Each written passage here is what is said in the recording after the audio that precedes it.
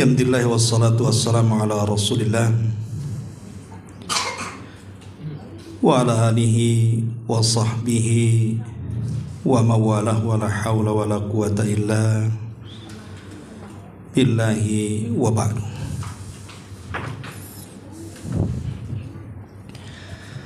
Alhamdulillah di siang hari ini kita bisa kembali berkumpul di Saung Sunda Sawargi. Salawat dan juga salam tentunya kita hadiahkan kepada Rasul kita Nabi besar Muhammad sallallahu alaihi wasallam. Masih melanjutkan kajian pada minggu yang lalu mengenal istri-istri Nabi sallallahu alaihi wasallam. Maka siang hari ini kita akan membahas tentang salah satu istri Nabi sallallahu alaihi wasallam yang sangat dikenal dalam sejarah dan banyak meriwayatkan hadis Nabi sallallahu alaihi wasallam di atas 1000 hadis. Dialah Ummul Mukminin Aisyah radhiyallahu anha.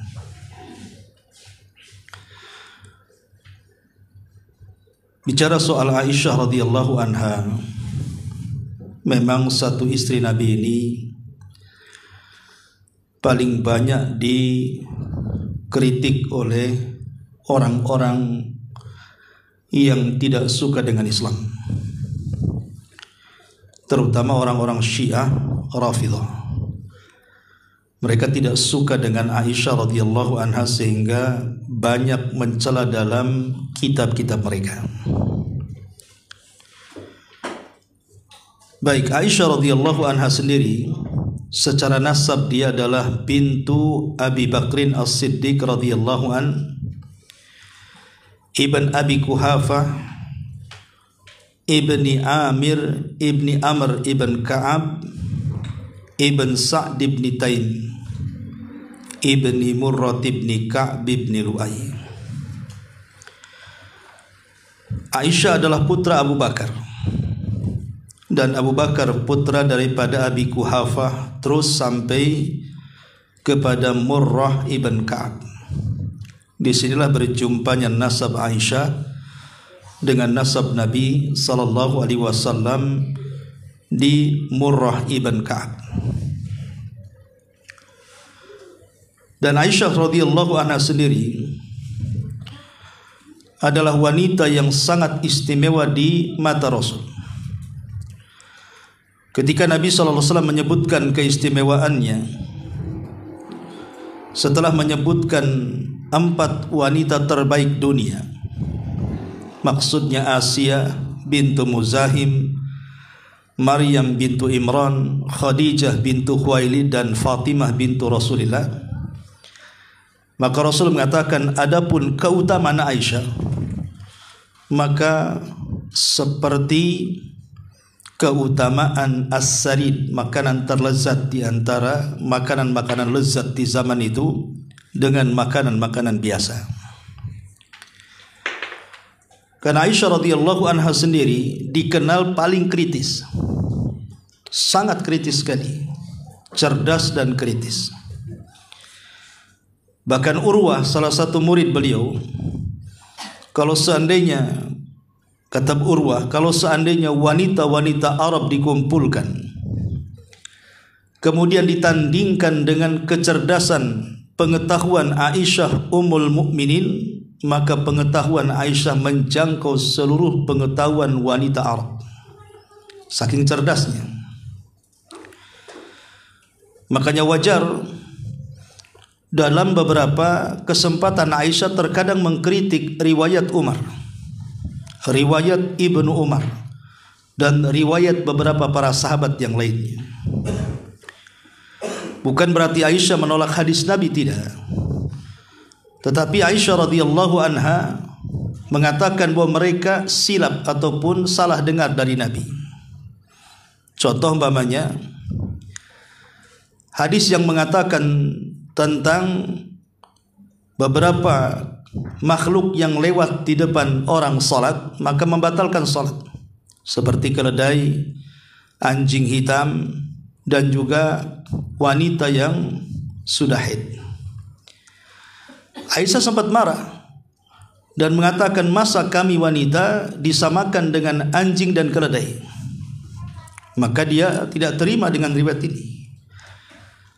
Padahal sebenarnya riwayat ini bisa saja benar. Mungkin para sahabat mendengar dari Nabi SAW yang Aisyah tidak mendengarnya. Tapi Aisyah radhiyallahu anha justru mengatakan boleh jadi mereka para sahabat ini tersilap dengar dari Nabi. Makanya Aisyah sampai mengatakan seperti itu. Sekali lagi, bukan Aisyah menolak hadis Nabi SAW, tidak. Tetapi Aisyah menolak kok bisa seorang wanita disejajarkan dengan keledai. Maksudnya ketika orang melintasi sholat. Makanya dia mengatakan jangan-jangan yang mendengar hadis ini tersilap dengar dari Nabi SAW. Tidak seperti itu mungkin. Tapi bagaimana kritik Aisyah kepada beberapa para sahabat menunjukkan kecerdasan Aisyah radhiyallahu anha. Termasuk juga ketika dia menyalahkan Ali sehingga terjadi perang Jamal.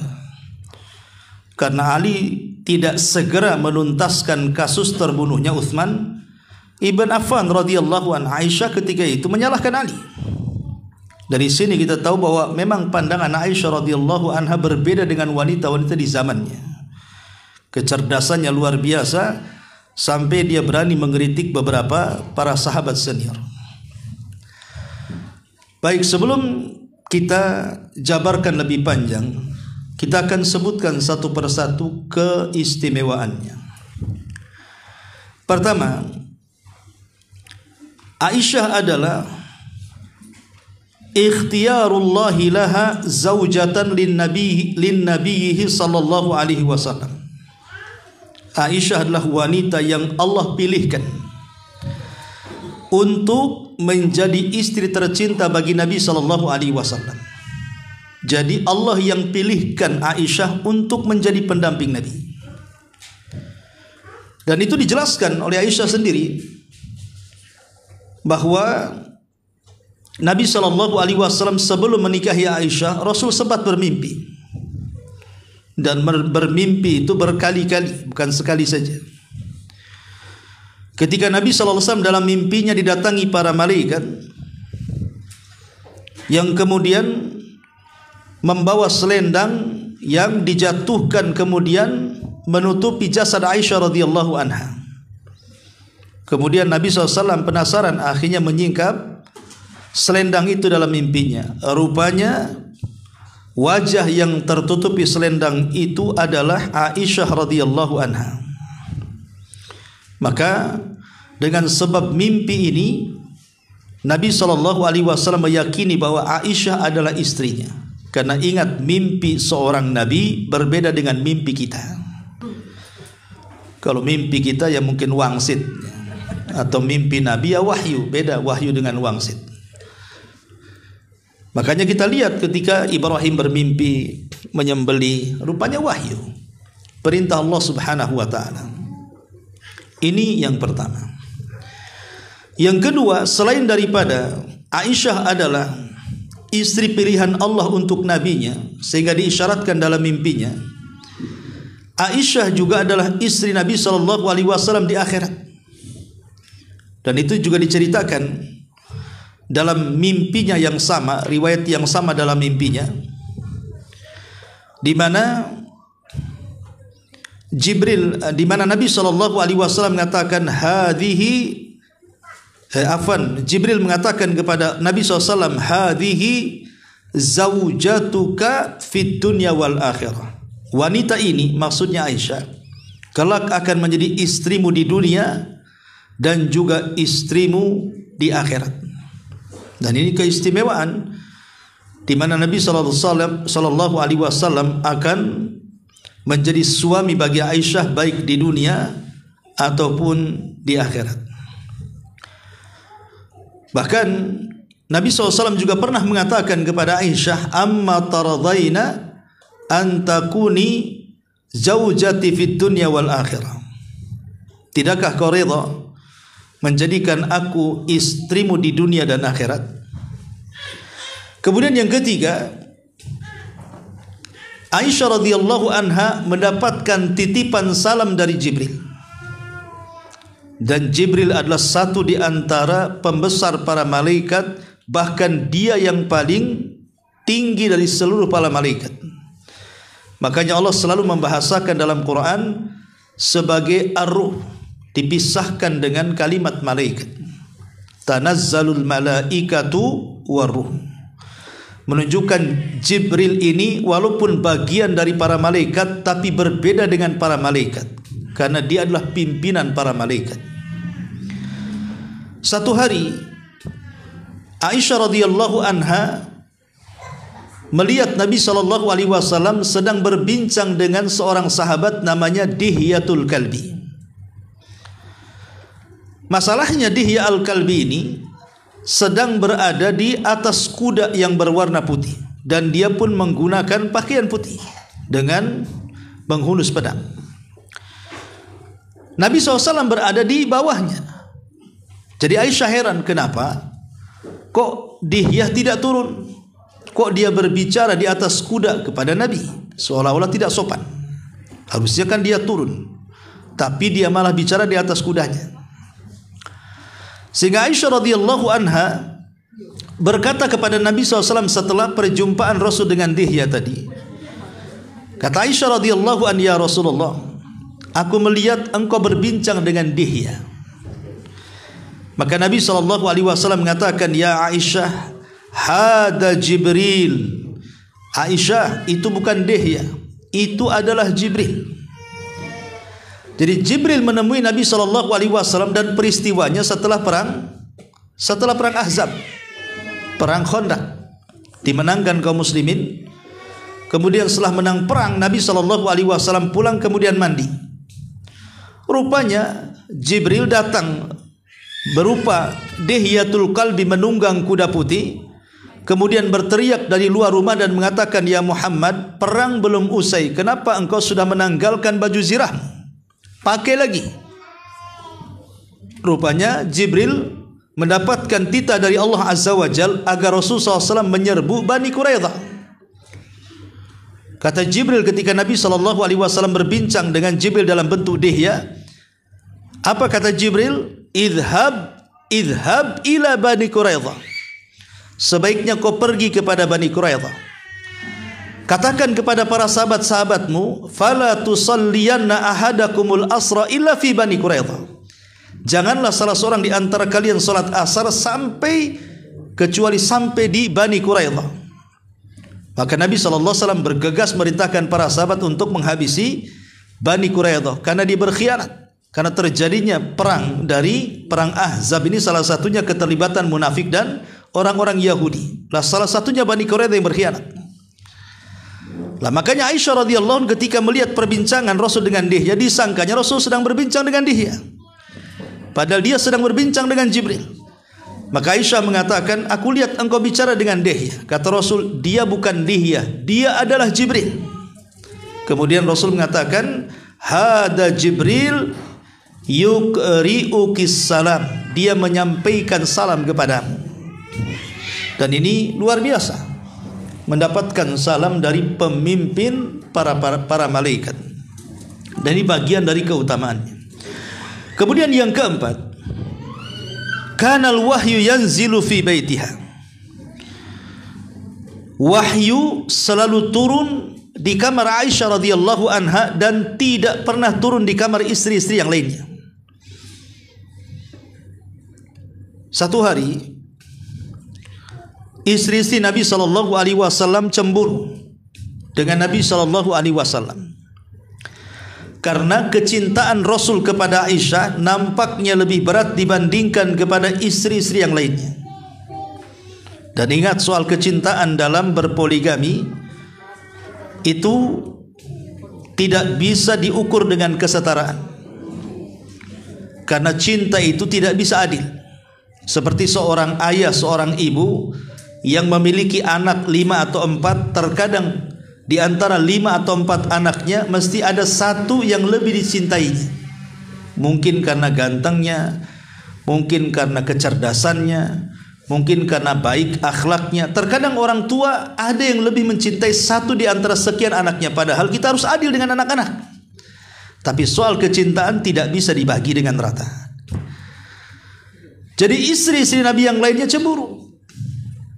Terlebih kalau Nabi SAW itu bagian giliran Aisyah radhiyallahu anha, kan giliran Aisyah kan 2 kali. Karena memang ada hadiah satu dari Saudah, karena Saudah sudah menopause, sudah tidak bisa melayani Rasul dan sudah tua renta, makanya malamnya diberikan kepada Aisyah. Jadi Rasul selalu dua malam di rumah Aisyah. Lah apabila Aisyah radhiyallahu anha Rasul berada di giliran Aisyah, selalunya para sahabat berdatangan memberikan hadiah. Terutama Sa'ad ibn Ubadah, pemimpin daripada Khazraj, pemimpin orang Ansar yang sangat tinggi kedudukannya. Itu apabila Nabi SAW giliran rumah Aisyah radhiyallahu anha selalu bawa hadiah yang paling baik. Karena Sa'ad menganggap memberikan hadiah itu di saat orang yang diberikan hadiah sedang senang-senangnya, maka itu jauh lebih baik dibandingkan memberikan hadiah dalam kondisi kurang senang. Dan Sa'ad tahu kalau Nabi SAW di rumah Aisyah pasti dia senang, karena itu istri yang paling dicintainya, pasti kesenangannya akan lebih dibandingkan istri-istri yang lainnya. Makanya kalau ngasih hadiah itu selalu lebih dan membahagiakan Rasul dan Aisyah radhiyallahu anha. Sementara kalau Rasul di rumah istri-istri yang lain tak ada pula hadiah. Coba bayangkan ya. Ya wajarlah istri-istrinya cemburu. Kenapa kalau Rasul di rumah kami tak ada hadiah, kalau Rasul di rumah Aisyah kok para sahabat kok banyak ngasih hadiah, ini ada apa ini? Makanya Sa'ad bin Ubadah ini setelah Nabi SAW meninggal, dialah yang banyak memberikan ma'isyah kepada istri-istri Nabi. Kehidupan istri-istri Nabi tanggung oleh siapa? Sa'ad bin Ubadah. Makanya di antara doa dia itu meminta kepada Allah agar dia menjadi orang kaya dan tidak terputus kekayaannya. Karena Sa'ad bin Ubadah ini ingin sekali menghidupi seluruh mantan istri-istri Rasul setelah wafatnya Nabi SAW. Dia ingin terus bersedekah kepada keluarga Nabi SAW. Jadi istri-istri Nabi SAW ketika mereka cemburu, mereka pun mengutus Ummu Salamah agar datang kepada Nabi SAW supaya membagi hadiahnya ke yang lainnya. Maksudnya bilanglah sama sahabat tuh, kalau di rumah kami juga datanglah dengan hadiah. Kenapa kalau di tempat Aisyah kok selalu datang hadiah, di tempat kami tidak? Kenapa yang diutus Ummu Salamah? Karena yang paling berakal dari seluruh istri-istri Nabi itu Ummu Salamah. Dia tidak ada kecemburuan sama sekali. Cuma satu-satunya istri Rasul yang paling berakal dan tidak tertanam kecemburuan sama sekali adalah Ummu Salamah. Kenapa? Karena Ummu Salamah mendapatkan doa Nabi SAW untuk tidak cemburu. Kapan itu? Saat Rasul meminang Ummu Salamah. Jadi Rasul meminang Ummu Salamah. Ketika itu Ummu Salamah sebenarnya ingin menolak Nabi, tapi menggunakan bahasa halus. Kenapa ingin menolak Nabi dengan bahasa halus? Karena bagi Ummu Salamah tidak ada laki-laki yang paling dicintai melebihi Abu Salamah.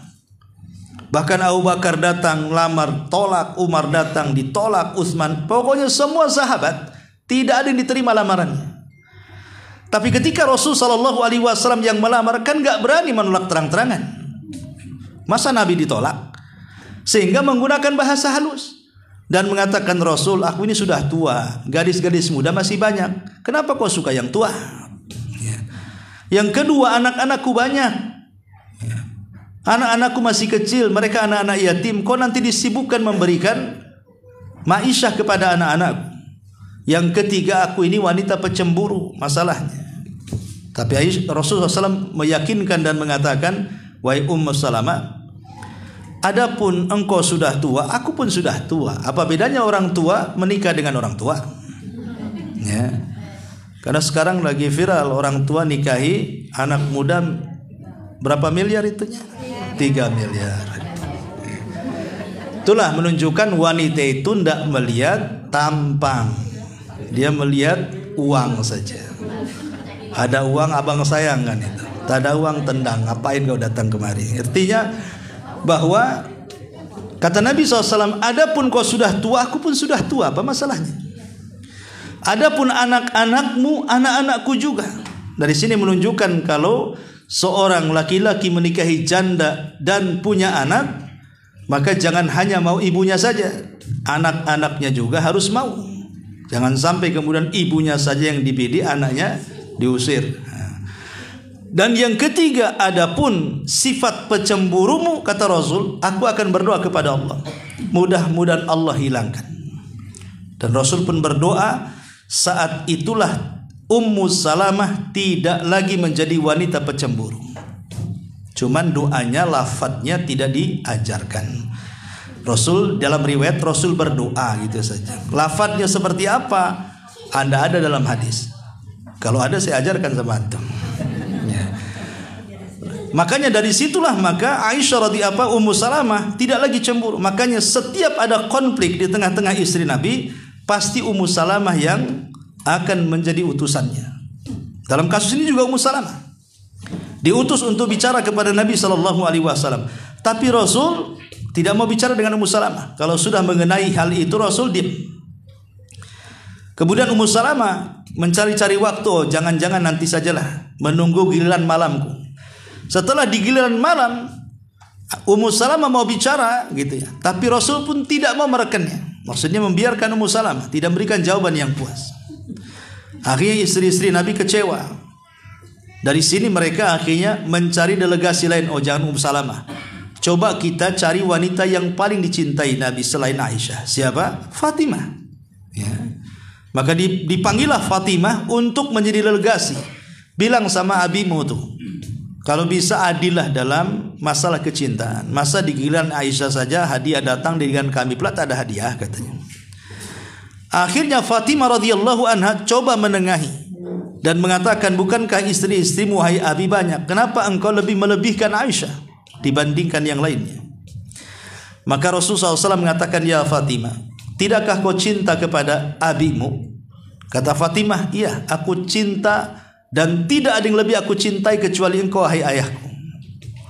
Maka Rasul mengatakan, kalau engkau mencintaiku, cintai orang yang kucintai. Titik. Ada koma lagi di sini. Cintai orang yang kucintai. Rasul mencintai Aisyah, kau harus cinta juga dengan dia. Kemudian Rasul memberikan alasannya. Kenapa Nabi SAW melebihkan Aisyah dan sangat cinta dengan Aisyah? Karena di kamar Aisyah radhiyallahu anha inilah wahyu turun. Itu masalahnya. Rasul kalau di rumah Aisyah selalu wahyu turun. Kalau di rumah istri yang tak turun, itu masalahnya. Makanya dia suka di kamar Aisyah radhiyallahu anha. Bahkan sampai ketika menjelang ajalnya saja, Nabi SAW mengumpulkan istri-istrinya. Dan ketika itu Nabi SAW di rumah Zainab, maka Rasul mengatakan kepada istri-istri yang lainnya, sudikah kalian mengizinkan aku agar aku beristirahat di rumah Aisyah? Akhirnya semua istrinya sepakat. Dihantarlah Rasul ke rumah Aisyah. Beberapa hari setelahnya Rasul SAW meninggal dunia. Dari sini kita tahu bahwa keutamaan Aisyah karena di kamarnya inilah Jibril turun. Ya. Ini yang keempat. Kemudian yang kelima, hubbun Nabi SAW lah. Aisyah adalah wanita yang paling dicintai Nabi SAW berdasarkan hadis Amr ibn As radhiyallahu anhu. Amr ibn As ini dulunya seorang pemimpin, satu di antara sekian pemimpin Arab yang sangat berpengaruh. Pengaruhnya sama dengan Abu Jahal, dengan Abi Sufyan, dengan Khalid ibn Walid, dengan Al-Walid ibn Mughirah. Pokoknya dia pemimpin Quraisy sangat terkenal. Dan dia pun sangat memusuhi Nabi. Dan dia pun orang yang telat masuk Islam. Jadi setelah Rasul berdakwah selama 20 tahun baru dia masuk Islam bersama Khalid ibn Walid. Jadi setelah Rasul 13 tahun di Mekah tak masuk Islam. Kemudian Rasul pindah ke Madinah sampai 7 tahun tidak masuk Islam. Baru tahun ke-7 akhir datanglah Amr ibn As dan Khalid ibn Walid masuk Islam. Alasan keduanya kenapa terlambat Islam? karena mereka masih membanggakan Abu Jahal di zaman itu. Tapi setelah kemudian Abu Jahal meninggal di perang Badar, mulai luntur kecintaannya kepada para pembesar Quraisy, mulailah akalnya berfungsi membanding-bandingkan mana yang hak mana batil, sampai hidayah masuk. Akhir di tahun ke-7 Hijriah keduanya masuk Islam. Lah Amr ibn As ini setelah masuk Islam, dia memang dekat dengan Nabi SAW karena Rasul bagaimanapun suka bermusyawarah dengan Amr ibn As karena dia pemimpin dan juga suka safar di zaman jahiliyah. Dia kenal dengan pimpinan-pimpinan Romawi, Persia, Ethiopia, pokoknya orang besar-besar dia paham. Sehingga Rasul SAW selalu dekat dengan Amr bin As. Jadi satu hari Amr bin As ini ingin bertanya kepada Nabi SAW, siapa sih orang yang paling dicintai Nabi itu? Harapan dia Rasul akan menyebut namanya. Maka dia mengatakan, kata Amr bin As, ya Rasulullah, ayyun nasi ahabbu ilaika, dari sekian manusia para sahabat yang paling kau cintai terhadap hatimu siapa? Amr ibn As walaupun bertanya seperti itu, tapi dia berharap mudah-mudahan Rasul menyebut namaku, mudah-mudahan Rasul menyebut namaku. Akhirnya Nabi SAW menjawab, yang paling aku cintai dari kalangan perempuan adalah Aisyah. Kemudian Amr bin As mengatakan, wa minar rijal, adapun dari kalangan laki-laki siapa wahai Rasul? Amr bin As menyangka dia yang akan disebut, tapi Rasul mengatakan Abu Bakar. Abu Bakar yang paling kucintai. Kemudian Amr ditanya lagi tentang siapa lagi setelah Abu Bakar? Umar. Kemudian setelah Umar siapa lagi? Utsman. Kemudian setelah Ali, bingung dia, kok Rasul tidak nyebut-nyebut nama aku nih, gimana ini katanya.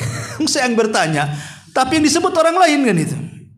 Tapi syahidnya adalah Nabi SAW menyebut kalimat Aisyah, menunjukkan bahwa Aisyah satu-satunya wanita yang paling dicintai Nabi SAW setelah Khadijah. Adapun mana yang lebih utama antara Aisyah dan Khadijah, Syekhul Islam Ibnu Taimiyah rahimahullahu taala pernah ditanya tentang dua wanita mulia ini, siapa yang lebih utama antara Khadijah dan Aisyah? Apa kata beliau? Maksudnya Abul Abbas Syekhul Islam Ibn Taimiyah rahimahullahu taala, dia mengatakan adapun dari wanita-wanita awal-awal tentu Khadijah. Maksudnya karena Khadijah sangat berpengaruh di permulaan Islam. Khadijah itu banyak mempengaruhi Islam dan juga Nabi SAW dalam berdakwah di permulaan Islam. Dan Aisyah radhiyallahu anha tidak ada di permulaan Islam. Aisyah juga masih kecil kan itu ya. Tentu di permulaan Islam ya Khadijah yang paling banyak membantu Rasul dan dakwah. Apalagi dia sudah menghabiskan seluruh kekayaannya ya. Adapun di akhir-akhir Islam, kata Ibnu Taimiyah, tentu Aisyah radhiyallahu anha jauh lebih utama dibandingkan Khadijah. Jadi Ibnu Taimiyah ingin menyeimbangkan dua-duanya wanita utama. Tapi kalau cerita awal Islam ya Khadijah yang paling utama, kalau akhir Islam Aisyah yang utama, itu maksudnya. Tapi dua-duanya adalah wanita hebat. Wanita sangat hebat sekali. Dua-duanya, baik Khadijah ataupun Aisyah radhiyallahu anha. Ini keutamaan yang keempat. Yang kelima, yang keenam, wujubu mahabbatiha ala ahadin. Wajib kita mencintai Aisyah radhiyallahu anha dari seluruh manusia. Karena perintah Nabi sallallahu alaihi wasallam. Nabi sallallahu alaihi wasallam mengatakan, fa ahibbi hadhihi. Mengatakan kepada Fatimah radhiyallahu anha, wahai Fatimah, fa ahibbi hadhihi, cintailah, maksudnya wanita ini. Para perawi hadis mengatakan maksudnya wanita ini adalah yakni Aisyah radhiyallahu anha. Kalau Nabi SAW merintahkan kepada Fatimah untuk mencintai Aisyah, maka ini juga perintah kepada seluruh umatnya, termasuk juga kita. Wajib mencintai Ummuna Aisyah radhiyallahu anha. Tentu kecintaan kepada Aisyah radhiyallahu anha karena mencintai Nabi Shallallahu Alaihi Wasallam. Kita mencintai istri-istrinya karena kita juga mencintai Nabi Shallallahu Alaihi Wasallam. Rasul cinta kepada istrinya, maka kita harus cinta seperti cintanya Rasul kepada mereka. Apalagi istri si Nabi, termasuk Aisyah radhiyallahu anha adalah ummul mukminin, ibunda kita semuanya. Kemudian yang ketujuh, Aisyah radhiyallahu anha adalah satu-satunya wanita yang dinikahi Rasul bikran, dalam kondisi perawan. Jadi 11 istri Rasul itu, dari 10 istri Rasul semua janda, yang perawan cuma satu. Ada polemik di antara lisan-lisan manusia ketika Nabi SAW menikahi Aisyah itu di usia berapa? 6 tahun. Karena hampir semua riwayat Bukhari, Muslim, Ashabus Sunan, Abi Dawud, Tirmidzi dan yang lainnya, ketika meriwayatkan pernikahan Nabi SAW dengan Aisyah itu, maka Aisyah radhiyallahu anha menceritakan sendiri bahwa Rasulullah SAW datang menikahi dirinya, wa ana bintu sittin, dan saya berusia 6 tahun. Jadi usia Aisyah radhiyallahu anha ketika dinikahi Rasul di usia 6 tahun. Memang ada riwayat 7 tahun, tapi ini kesalahan perawi. Kemudian Nabi SAW menggauli Aisyah radhiyallahu anha di usia 9 tahun. Sehingga kemudian ada orang yang hendak membuli Nabi SAW, istihza, mengolok-olok Rasul. Bagaimana seseorang yang sudah berusia 50 tahun lebih menikahi gadis umur 6 tahun? Akhirnya menjadi olok-olokan orang-orang kafir terhadap Islam ketika mencela Nabi kita Muhammad SAW. Padahal kita tahu bahwa secara tren atau kebiasaan atau culture atau apa istilahnya, kita tahu bahwa wanita-wanita Arab di zaman itu memang biasa mereka menikahkan wanita-wanita mereka, anak-anak mereka itu di usia yang sangat kecil. Sudah biasa di zaman itu, tidak ada yang mencela. Sampai di zaman Rasul, setelah Rasul, para sahabat, setelah para sahabat, para tabiin, tidak ada yang mempermasalahkan pernikahan Rasul dengan Aisyah. Karena memang secara culture juga memang seperti itu, tren kebiasaan, memang wanita-wanita muda sudah dinikahkan di zaman itu. Apalagi orang-orang Arab itu berbeda dengan kita.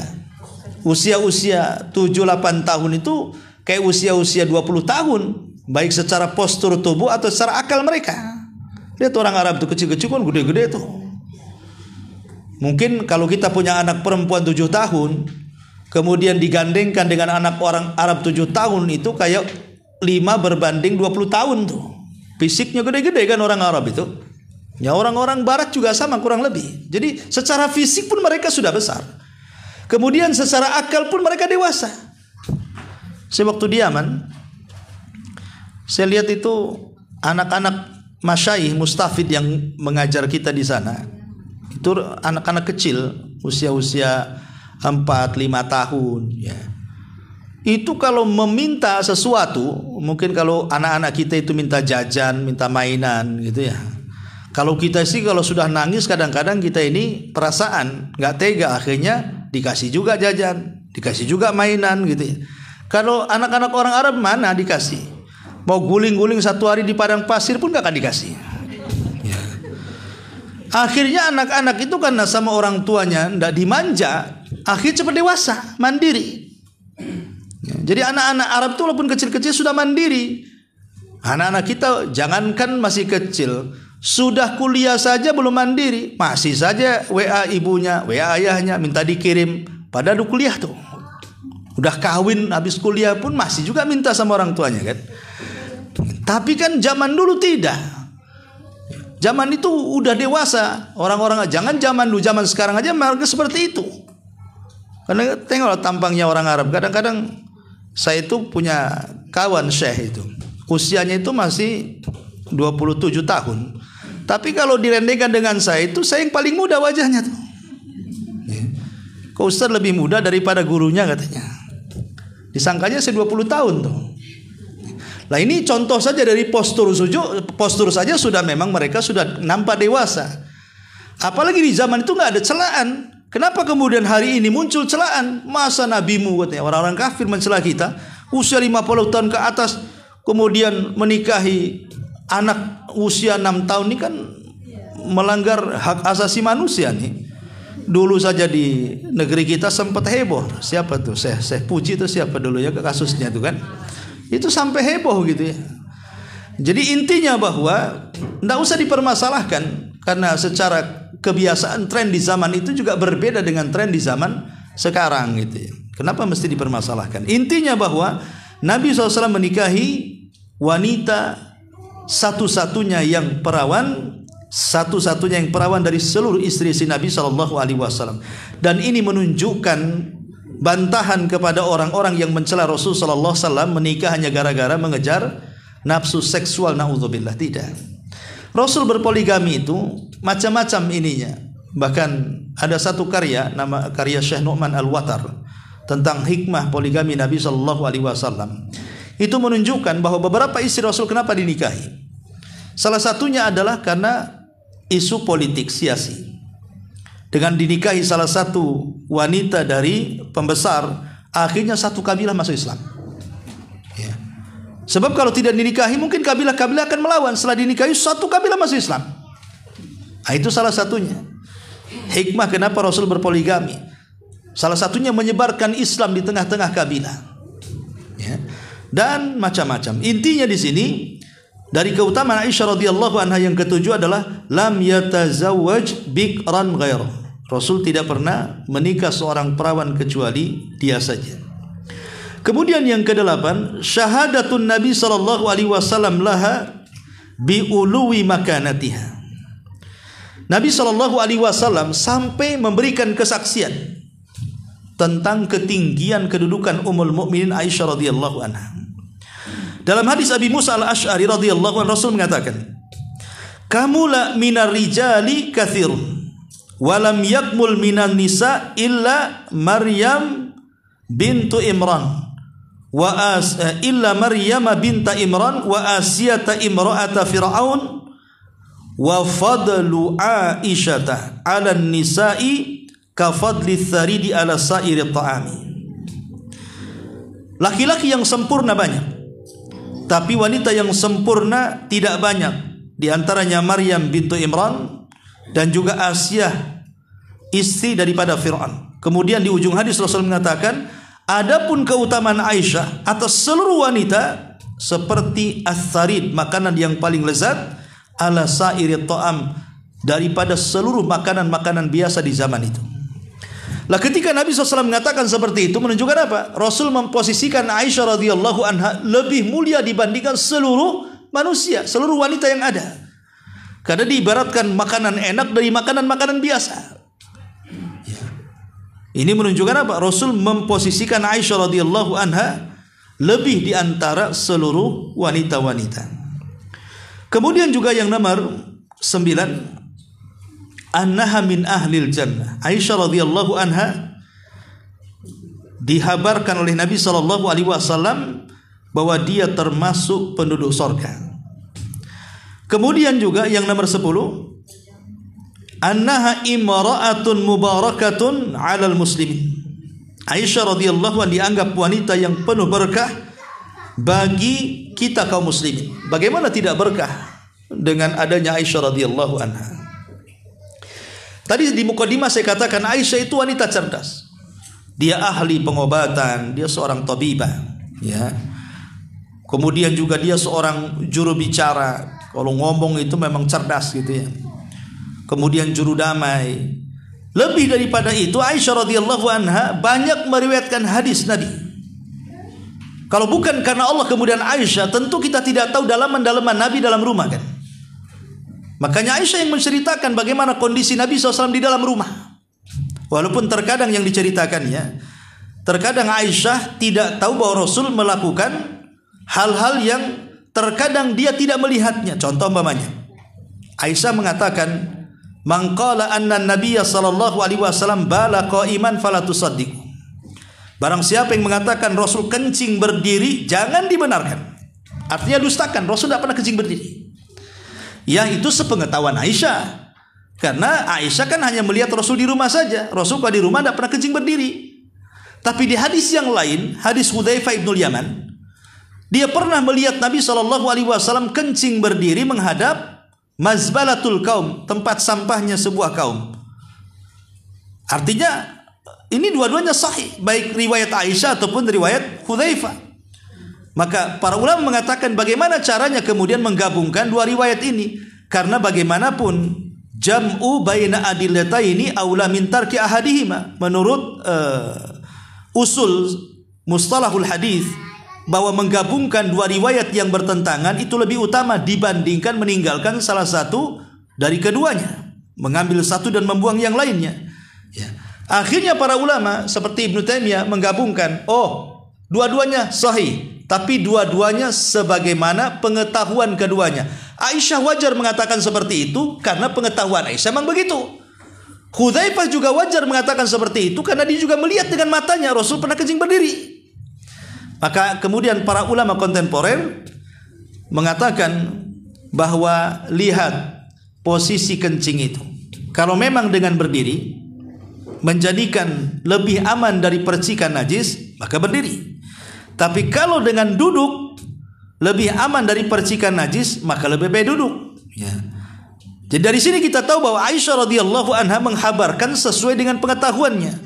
Tapi itu menunjukkan bahwa Aisyah radhiyallahu anha lebih banyak menceritakan isi dalaman Rasulullah SAW dalam rumahnya, dan dia tidak menceritakan di luarnya, karena kan Aisyah tidak ikut terus keluar bersama Nabi. Dan ini sebuah keberkahan, akhirnya kita tahu, Nabi itu di rumah begini. Nah, jadi kita tahu dan kita bisa mengikuti apa yang dilakukan Rasul ketika kita berada di rumah kita. Dari siapa kita tahu kalau bukan dari Aisyah radhiyallahu anha? Makanya dikatakan dia wanita yang membawa berkah bagi kaum muslimin, sehingga kita tahu apa yang dilakukan Nabi SAW selama di dalam rumahnya. Kemudian yang ke-11, 12, mahabbatun Nabi SAW an yumarridha fi baitiha. Kecintaan Nabi SAW ketika beliau sakit ingin dirawat oleh Aisyah radhiyallahu anha. Jadi Rasul itu lebih percaya dengan Aisyah untuk merawat di saat dia sedang sakit. Dan itu diceritakan, ya memang Rasul tidak pernah sakit si Rasul itu ya. Sampai-sampai Imam Ibnul Qayyim mengarang kitab tentang Tibun Nabawi, tentang kesehatan ala Nabi. Kenapa dikarang kitab ini? Karena Rasul tidak pernah sakit. Padahal di usia tuanya loh ya. Nabi SAW itu di usia tua 50 tahun ke atas. Fisiknya kuat. Padahal di satu waktu dia juga pemimpin perang. Di satu waktu dia pemimpin negara. Di satu waktu juga pemimpin keluarga. Di satu waktu juga dia menjadi hakim, menjadi qadhi. Kalau ada permasalahan di tengah-tengah umat. Belum lagi Nabi SAW juga bekerja untuk memberikan nafkah keluarga, memberikan pendidikan kepada keluarga. Jadi tugas Rasul itu luar biasa. Tapi fisiknya kuat, tidak sakit, itu maksudnya ya. Kita saja mau nyari utang bingung udah sakit. Belum dapat utangnya udah mikir nih mau cari utang kemana nih. Saking stresnya sakit kepala ya. Baru satu masalah saja buat kita meriang. Gimana kalau banyak masalah di kepala kan gitu. Gara-gara faktor ekonomi saja bisa gantung diri kita ini. Nggak bisa mikir. Lah Nabi loh macam-macam pikiran ada di kepalanya, tapi badan dia sehat. Makanya diteliti oleh para ulama, kok bisa Nabi itu sehat kan? Rupanya diteliti faktor makannya seperti apa, faktor tidurnya seperti apa, faktor bicaranya, jalannya, dan begitu seterusnya. Itu semua membawa berkah dalam kesehatan. Tetapi memang namanya Nabi juga manusia. Sebagaimana kita sakit juga Nabi sakit kan itu. Ya sudah wajar lah. Nabi SAW pernah sakit, tetapi di akhir hayatnya memang sangat parah. Ada yang mengatakan bahwa itu karena diracun. Nabi sakit itu bukan karena apa? Karena diracun. Siapa yang meracunnya? Zainab bintul Haris. Siapa Zainab bintul Haris? Seorang wanita Yahudi. Kenapa Zainab bintul Haris meracun Rasul? Dendam gara-gara Nabi SAW menyerang Khaybar dan menghancurkan orang-orang Yahudi. Makanya Zainab wanita Yahudi ini ingin meracuni Nabi, balas dendam. Dia pura-pura mengundang Nabi SAW makan di rumahnya, dan itu menunjukkan bahwa makanan orang Yahudi halal, gitu ya. Karena dalam Quran mengatakan wa ta'amul ladzina utul kitaba hillul lakum. Sembelian ahli kitab itu Yahudi Nasrani halal bagi kalian. Makanya Rasul hadir di rumah Zainab. Rupanya di rumah Zainab itu Zainab sudah mempersiapkan daging kesukaan Rasul dan sudah dilumuri racun. Ketika semua hampir makan racun, Rasul mendahului makan dan satu sahabat mendahului makan. Rasul dan satu sahabat. Ketika Nabi sudah terkunyah 1-2 suapan, tiba-tiba Allah membuat daging itu bicara dan mengatakan daging kepada Rasul, "Wahai Muhammad, jangan kau makan aku lagi karena di dalamnya ada racunnya." Maka Rasul langsung melemparkan daging itu. Paha kambing langsung dilemparkannya. Tapi sahabat yang satu sudah tertelan juga. Yang lain belum makan, kata Rasul, "Jangan kalian makan, semuanya beracun." Tapi Nabi SAW tidak menghukum Zainab bintu Al-Harithah ini. Tetapi Nabi SAW kemudian membunuh Zainab. Bukan karena Rasul ingin balas dendam karena Zainab sudah meracuni dia, tidak. Karena Rasul ingin mengkisos, karena sahabat yang ikut makan racun dengan dia mati setahun setelahnya. Makanya ketika sahabat yang makan racun mati setahun setelahnya gara-gara pengaruh racun setahun yang lalu bersama Rasul, maka Rasul kemudian mengkisos karena Zainab sudah membunuh orang. Tapi kalau seandainya sahabat tidak mati, maka Rasul tidak membalasnya. Tapi karena mati, maka Rasul kemudian mengkisos karena ketika itu Zainab masuk Islam. Ya, setelah peristiwa ini kan Zainab masuk Islam, tapi kemudian oleh Rasul dikisos mati gara-gara seorang sahabat yang minum racun dia meninggal dunia. Intinya bahwa Nabi SAW itu tidak pernah sakit. Lah gara-gara pengaruh racun Zainab bintul Harithah ini, maka itu pun sudah lama kan, dari perang Khaybar menuju ke 11 Hijrah itu kan sudah beberapa tahun lewat tuh, tidak 5 tahunan. Tapi fisik Rasul kuat walaupun diracun. Pada racun itu sangat mematikan. Sahabat tadi setelahnya meninggal 1 tahun setelahnya. Tapi Rasul masih kuat sampai 4 tahun setelahnya.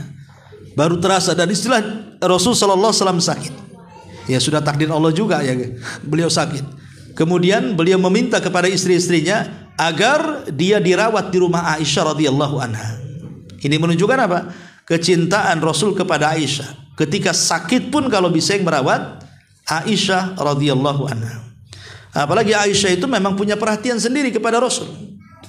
Sampai dikisahkan Aisyah itu kalau Rasul berada di giliran malamnya, maka Aisyah radhiyallahu anha tidak berani tidur sebelum Rasul tidur. Itu kebiasaannya. Aisyah tidak akan tidur. Kalau Rasul belum tidur, dia tidak akan tidur. Bahkan sengaja menggunakan pahanya untuk menjadi bantal Nabi. Sampai Rasul tidur baru kemudian pelan-pelan diangkat kepalanya Nabi, kemudian diganti dengan bantal. Ya, dan ini tidak pernah dilakukan ibu-ibu. Ya, kebanyakan ibu-ibu itu ngorok duluan sebelum suaminya. Tetangganya sampai ngira ada sapi di rumah tetangga. Saking keras ngorok. Intinya bahwa itulah bagaimana cinta Aisyah radhiyallahu anha kepada Nabi sallallahu alaihi wasallam. Baik, kemudian yang ke-13. Ya. Wafatuhu sallallahu alaihi wasallam fi baitiha wa dafnihi fi. Nabi sallallahu alaihi wasallam meninggal di rumah Aisyah.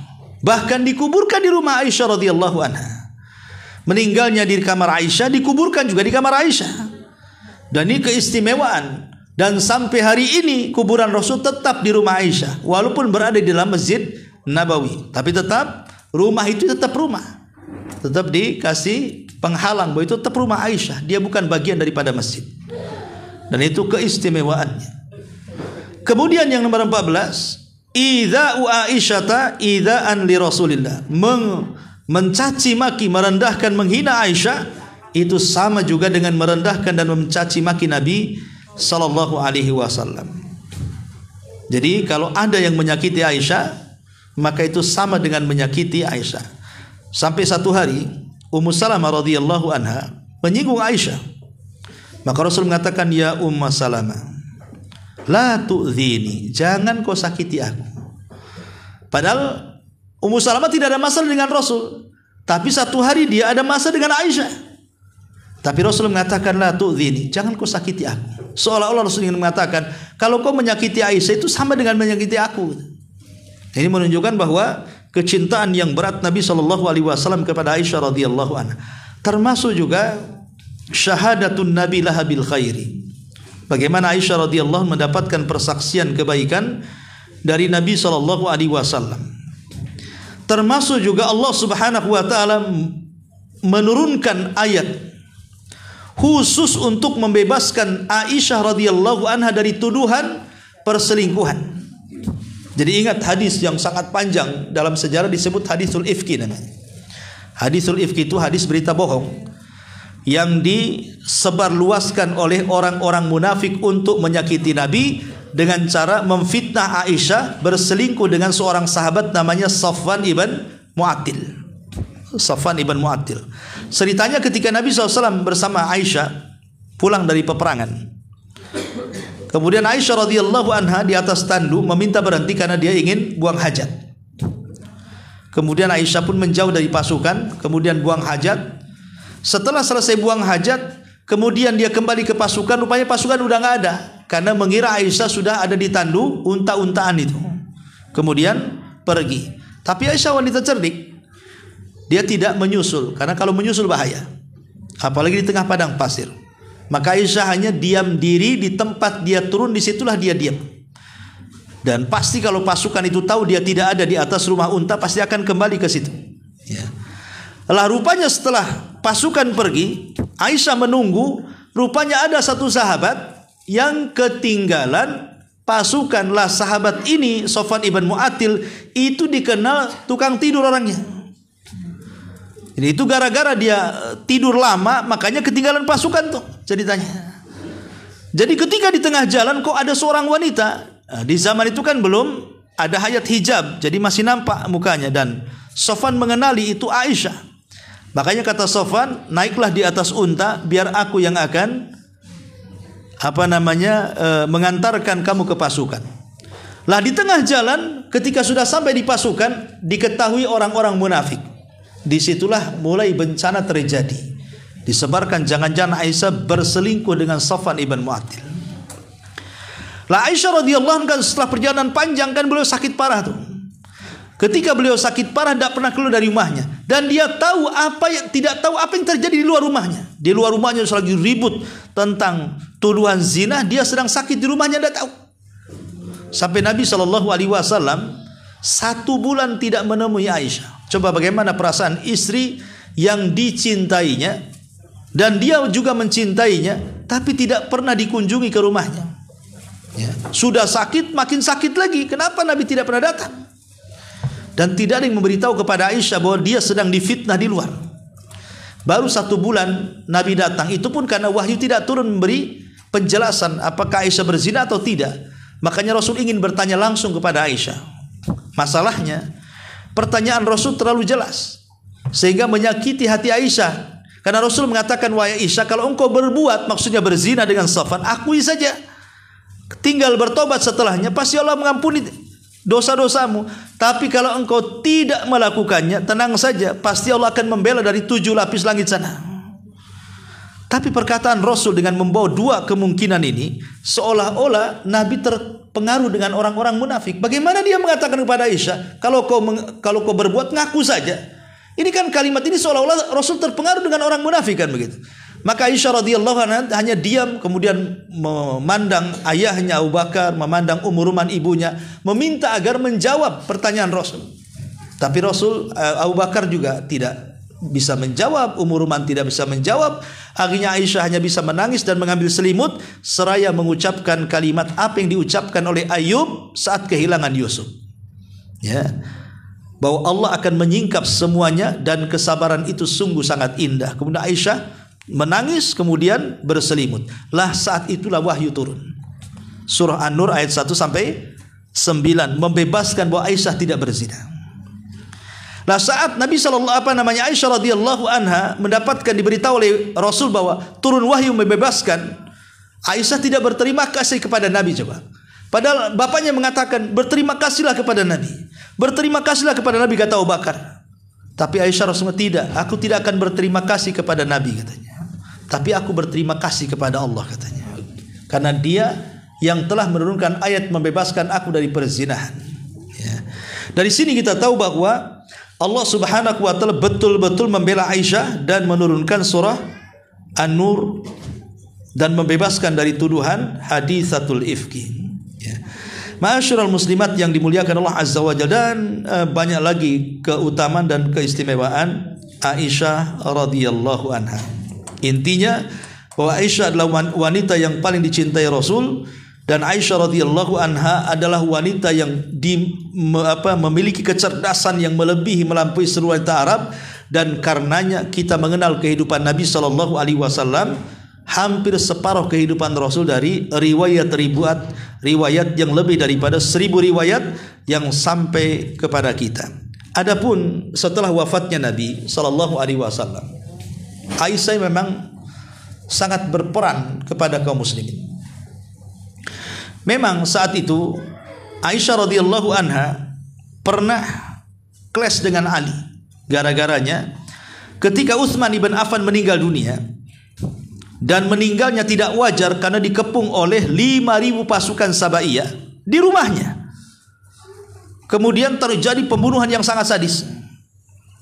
Para sahabat ketika itu kan kebanyakan mereka sedang haji ke Mekah, dan sebagian besar mereka ada di Syam menjadi pasukan, sehingga Madinah kosong, tidak ada pasukan untuk membela Utsman. Sampailah terjadi pembunuhan sadis oleh kelompok Sabaiyah, dikepung 5.000 pasukan. Terbunuhnya Utsman ini menyisakan kesedihan, terutama kepada Bani Umayyah, salah satunya Muawiyah bin Abi Sufyan. Lah termasuk juga Aisyah radhiyallahu anha. Dia pun sakit dan meminta kepada Ali untuk diselesaikan. Tapi Ali tidak kunjung menyelesaikan sampai terjadi perang Siffin yang berakhir dengan perang Jamal. Kenapa disebut perang Jamal? Karena Aisyah naik di atas unta, dan bahasa Arabnya unta itu Jamal, makanya perangnya disebut Jamal. Ya. Aisyah radhiyallahu anha terlibat di situ. Pada sebenarnya kedatangan Aisyah untuk meleraikan perang sebenarnya, tetapi orang menyangka yang tidak-tidak, terutama orang-orang munafik yang memperkeruh suasana, disangkanya kedatangannya bawa pasukan, sehingga terjadilah perang besar yang disebut dengan perang Jamal. Tapi yang jelas bahwa setelah Nabi meninggal dunia, kemudian Aisyah juga banyak sejarah setelahnya, sampai akhirnya beliau pun meninggal dunia dan dikuburkan di Baqi. Jadi sama dengan kuburan para sahabat. Sebenarnya Aisyah itu pengen sekali dikubur di samping Nabi. Bahkan dia sudah mempersiapkan tempat kuburan Nabi, kuburan bapaknya, dan yang satunya itu maunya tempat dia, karena kan memang sempit tempatnya. Tapi karena Umar bin Khattab radhiyallahu anhu yang meminta saat ditusuk oleh Abu Lu'lu al-Majusi, maka Umar bin Khattab radhiyallahu anhu mengutus Ibnu Umar putranya untuk minta izin agar dia dikuburkan di samping Rasul dan Abu Bakar, dan katakan kepada dia, dari Umar, jangan kau katakan dari Amirul Mukminin, karena aku bukan Amirul Mukminin setelah hari ini. Katakan kepada dia, boleh enggak saya dikubur di samping kedua sahabatku ini yang saya cintai, Rasul dan Abu Bakar. Ketika Aisyah mendengar dari Ibnu Umar, maka Aisyah mengatakan, sungguh tempat itu sebenarnya aku siapkan untuk diriku. Tapi karena yang meminta adalah Amirul Mukminin, bisa apa lagi aku? Maka aku persilahkan dia dikuburkan di sini. Jadi sebenarnya tempatnya Umar itu harusnya tempat Aisyah, ya. Tapi oleh Aisyah diberikan kepada Umar bin Khattab, sehingga Umarlah yang dikubur di situ. Dan Aisyah mengalah, kemudian dikuburkan di pekuburan Baqi bersama para sahabat Nabi sallallahu alaihi wasallam radhiyallahu anha wa radhu'an. Ini diantara ya sedikit tentang kisah Ummul Mukminin Aisyah radhiyallahu anha. Wallahu alam. Baik, sampai di sini saja. Sebelum saya tutup, silakan kalau ada yang mau bertanya. Iya, silakan. Waalaikumsalam. Berapa Aisyah meninggal? Aisyah meninggal dunia. Ya. Bentar, ana lupa juga. Tapi yang jelas bahwa Aisyah radhiyallahu anha itu diberikan usia lumayan, ya. Cukup panjang karena menemui beberapa generasi ya setelah Nabi sallallahu alaihi wasallam sampai akhirnya dikuburkan di Baqi.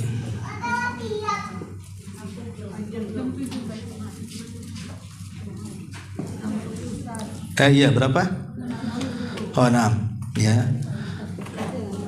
Aisyah radhiyallahu anha meninggal dunia di usia 67 tahun.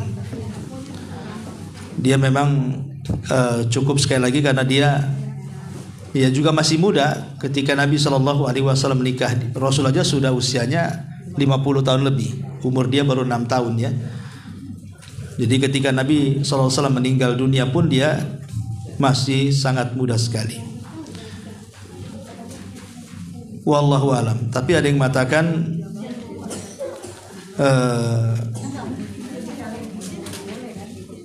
umur Aisyah berapa? 76 tahun tadi? 67.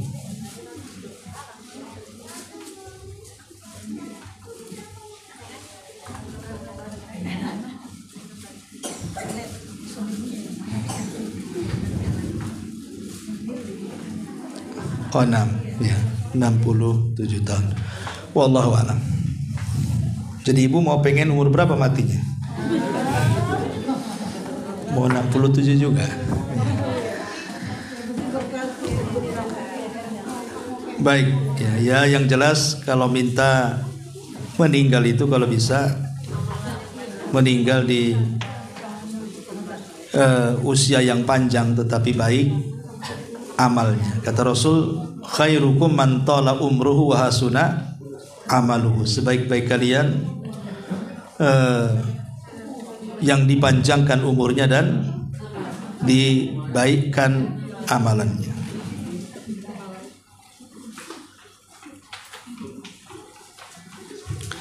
Baik, kalau nggak ada yang bertanya. Subhanaka wa bihamdika asyhadu an la ilaha illa anta astaghfiruka wa atubu ilaik. Allahu ta'ala alam. Assalamualaikum warahmatullahi wabarakatuh.